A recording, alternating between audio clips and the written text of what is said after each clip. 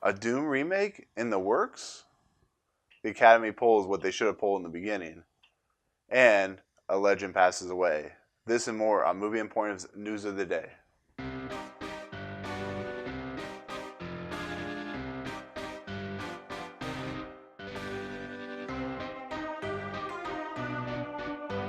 What's up, guys? Welcome to Movie Emporium's News of the Day for September 7th, 2018, where we take stories from around the world of movies, break them down, and tell you about it one by one. As always, if you like what you see, remember rate, subscribe, check us out on YouTube, Audio Boom, Facebook, and Twitter. Comment below if any of these stories interest you, if you want to talk about Burt Reynolds passing away, all that good stuff. Also, email us at nlapolo113@gmail.com. So, the big news story is unfortunately Burt Reynolds, 82 years old. He passed away yesterday. He literally passed as soon as I exported it and loaded up the video to the yesterday's news of the day. So I was never like the hugest fan of Burt Reynolds. I like Burt Reynolds. I really like Deliverance. I am very passionate about Boogie Nights. I think it's one of Paul Anderson's best movies. Burt Reynolds, from everything I've ever gathered, everything I've ever seen, he was a very popular character actor. He had been originally a football player for FSU, Florida State, for all you Florida State fans. He moved on to acting because he hurt himself, and he just became this interesting icon, this sex symbol of the 70s and 80s. He was in stuff like Smoking the Bandit, Deliverance, The Longest Yard, which he actually ended up in the remake as the other character that's in the original. And I don't know. I haven't seen a huge amount of movies that Burt Reynolds has ever done. I've only seen a handful of them. But when a star like this passes away, you have to remember that life is short, life is fleeting. Do what you can because our celebrities are people we admire. They're not going to be around forever. And it's sad to see Burt Reynolds pass away. Like I said, Boogie Nights is an amazing movie. There's a lot of back history with Boogie Nights and Burt Reynolds and Paul Thomas Anderson. Burt Reynolds hated filming this movie. After he saw the cut, he had wanted nothing to do with this movie, which is kind of interesting because it's probably his best role he's ever created or ever been as an actor with. I mean, he got an Academy Award for it. And if you don't know what Boogie Nights is, it's about Mark Wahlberg's character getting into the porn industry, and Burt Reynolds plays Jack Horner, which is he's like a famous porn director. And I don't know, it's understandable like when somebody dies because it happens. Everyone's gonna die eventually. 82 years old is a long time to live, but it's just it makes it more real when these people that you grew up watching, for instance, like when Spielberg dies or Harrison Ford dies or Sigourney Weaver dies, these people that I really admire, I think it would hit me more because I like them a lot. But you can't deny that Burt Reynolds did a lot for film and a lot for Hollywood. I mean, Smoking the Bandit is a very popular franchise. Deliverance, as disturbing as it is a very amazing action movie slash. It's about breaking down male masculinity. And Burt Reynolds, he also did that photo shoot where he was like the famous photo shoot where he's naked, and I mean, he had it all and he did it all, and there's nothing you can't say that will disprove the fact that he was who he was. He was very outspoken about his feelings about Hollywood, but he worked in Hollywood. He loved women, but he also respected women because Sally Field and him got along really well. And he just had a lot of friends in Hollywood, like most celebrities of that power do. And it's going to be sad to see him gone. It's always sad to see these celebrities leave, but they leave impact, they leave filmographies behind that you can always go back and watch it. I always go back and watch Chris Farley movies because the movies impacted me as growing up with Tommy Boy and Black Sheep and all the movies that he was involved with. And like I said, I go back and watch Boogie Nights once a year because it's an amazing movie. I haven't seen Deliverance in forever, but I do enjoy that movie. And all the cast members, Ronnie Cox and Ned Beatty and so on and so forth. So it's going to be sad to see him that he's gone. There are more people that love him more than I do, but I feel that giving some respect to a man who did do a lot and did have a lot of admirers, you can't not at least respect him for that. So rest in peace, Burt Reynolds. Um, hopefully, see you soon. But also, there was actually another news story. Apparently, he was supposed to be involved with Once Upon a Time in Hollywood, as one like an older gentleman that works in the Hollywood industry. But of course, when you die, you can't really fulfill that role. So it's gonna be interesting to see who they replace him with. But apparently, he hadn't even shot at scenes yet. So, like I said, rest in peace and good luck. Good night, good luck, whatever. But we'll move on to our next story, which is okay. So Captain Planet, popular eco-friendly superhero movie or TV series that came out in the 90s. You watch it today, it's very cheesy.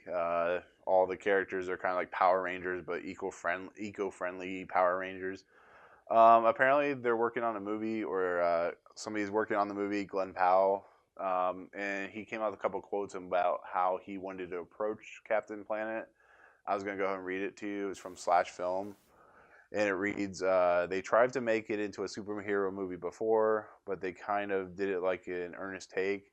And ours is way more subversive and fun and dark and like irreverent. Sometimes you just have to think through these things logically. Like if you had a blue superhero with a green mullet, you can't do an earnest take on that. You have to go at it with a fun take, just the way Deadpool has circumnavigated the superhero thing. It has been an interesting process and it's taken a long time. But now we're getting that up and getting really, really stoked about it. So, Captain Planet, dark, gritty, comedic. I don't know. Why is Captain Planet becoming a movie? I don't know. It wasn't that great of a TV series, but with Deadpool, it was interesting. So we'll see what happens with it. We'll see what Glenn Powell does with it. I'm not really looking forward to it, but that could change. I mean, Deadpool was a great movie, so. But that's it. I just wanted to share that story about if you enjoy Captain Planet, what do you think about that? Do you think you could enjoy something that's irreverent and weird and disturbing and so on and so forth and blah, blah, blah, blah, blah. But with that, we'll move on to our next story, which is okay, Academy Awards. They decided that they're going to go with the 3 hour time limit, which is cool. Get rid of some of that fat that has been killing their show for the last few years. I hate to see some of the awards go by like in the live TV sphere, but this way it'll help it keep it more fast paced and going. And then there was the stupid decision to award a most popular movie of the year award, which would completely delegitimize the whole entire Academy Awards to itself. So everybody got up in arms. Steven Spielberg was a huge not opponent, or he was a huge disopponent, or whatever, however you want to say it. He was very against this, and they finally decided that it probably isn't a good idea, and they've scrapped it all together. I can't tell you I can't tell you how relieved I am by this, because the Academy Awards is the Academy Awards. We're really not, I'm not really profiting off of it. I'm not winning an Academy Award. It's good to see that they're actually going to keep it prestigious instead of the MTV Movie Awards. So this really should tell the Academy that they should start looking into films like Black Panther. They should start looking into films that aren't necessarily art house films, aren't necessarily low budget movies that impact the culture. Black Panther impacted the culture. Incredibles 2 impacted the culture. These are movies that have been well received. Black Panther, especially with its against race type and just its use of this fantastic vision of Wakanda and a black superhero. So it's nice that they're delegitimizing the whole best popular award thing. So, but like I said, it's awesome. But that's it on that story. I just figured it was an interesting story to talk about, and I feel that the Academy is making the right move. Now, I wish MoviePass would make the right move and do their thing, but that's whatever. But with that, move on to our next story, which is Doom 2, one of my favorite games of all time. They came out with a movie with The Rock and Carl Urban, I think about 10 years ago. It was pretty awful. It had nothing to do with Doom, but it had that first person scene, which was kind of cool. Kind of made up for the shitty movie that it was. I found out they're doing a reboot, and they're keeping it closer to the Hell on Earth, the original Doom style, where it's demons and spawn from hell. And I didn't know this was happening. This is how ignorant I have been with the whole Doom franchise. Apparently, I'm really looking forward to Eternal when it comes out. But I also found out this news story that the Spider Demon is not going to be in the movie, and this is more of a nerd type of thing. But the Spider Demon is one of the most fantastic villains in a game of Doom, but in a game in general. It's exactly what you think it is. It's a big ass spider with mechanical legs. It has a big turret that shoots out flame balls or whatever. And like the Cyber Demon, it's a fantastic creature to fight and take down. But according to reports of a movie I didn't even know was happening, which I'm really excited for now, even though they'll probably ruin it, is they're not putting the Spider Demon in there. I mean, yeah, it's stupid, but come on, Spider Demon, Spider Demon. I want to see this. So I mean, yeah, it's sucks, but it is what it is, I guess. So, but we'll be interested. I'm interested to see what's going to happen with this movie. I'm interested to see if it can take what the reboot games did, and make it more fun and more exciting. Put it in like a Resident Evil space. Put it in like a Tomb Raider space. Give it just popular fun. Give it kind of a dread feel. Bring back Carl Urban for Christ's sakes. But I mean, that's it. I just wanted to talk about that because I'm a huge Doom fan. So we have a big problem in the United States. We think that length or rating affects how the movie is going to turn out or how the game is going to turn out.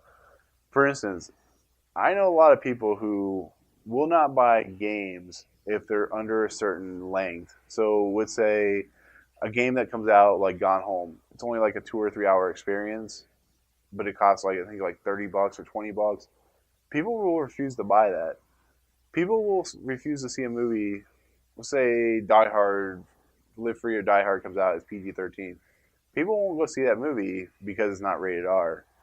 And I kind of understand the Die Hard thing, but I question whether people's response to these things are just overreactions. It's kind of like when they show a character like Captain Marvel when she was doing screen tests and she had a green costume on.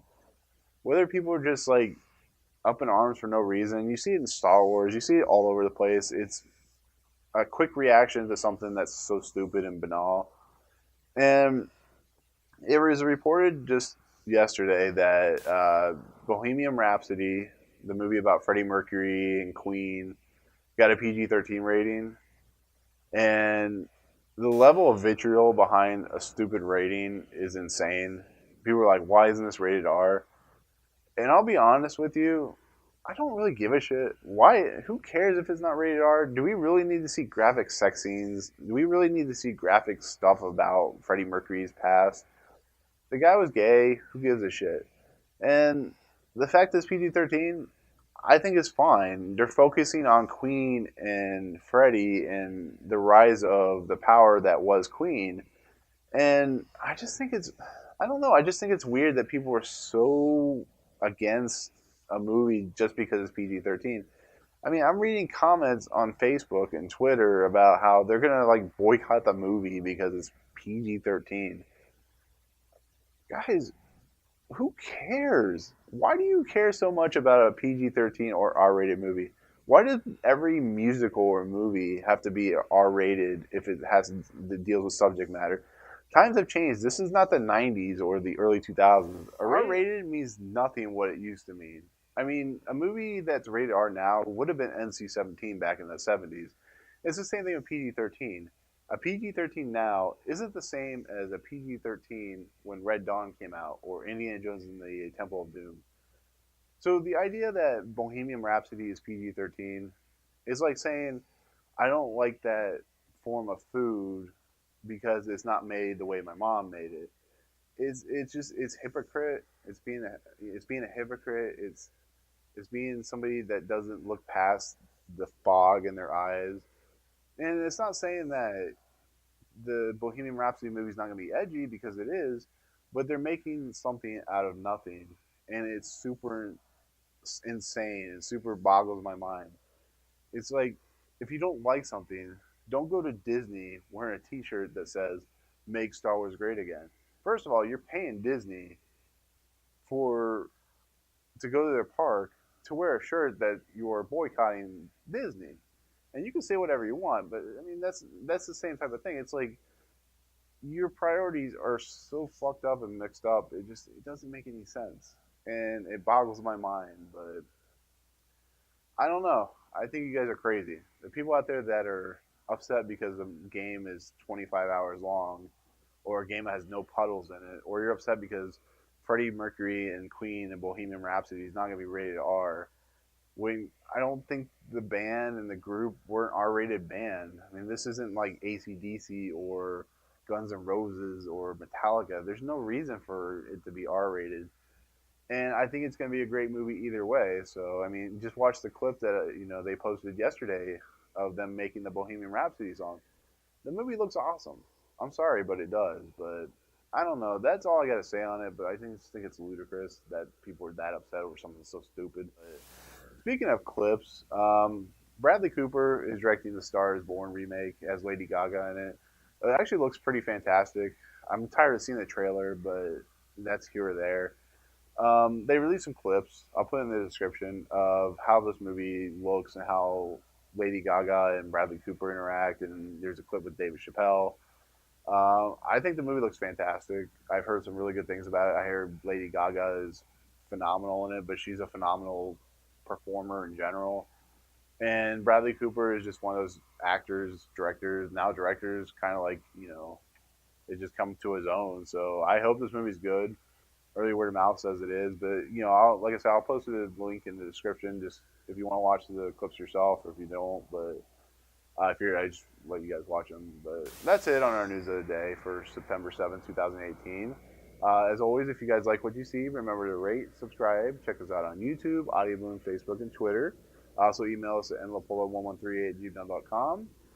Like I said, you can check out my podcast, which is at Movie Emporium, which we just talked about the most hated movie. We're going to also go into next week's, which is about trailers. And also Trench Run, if you guys haven't seen it, it's a podcast where I talk about Star Wars. Just to let you know, if you ever not hear me talk about Star Wars, there's a reason for that. It's because it's on our podcast. So definitely check that out. Give us a listen. Tell us how we're doing. But with that, we'll go ahead and head out, and we'll see you guys later. Peace.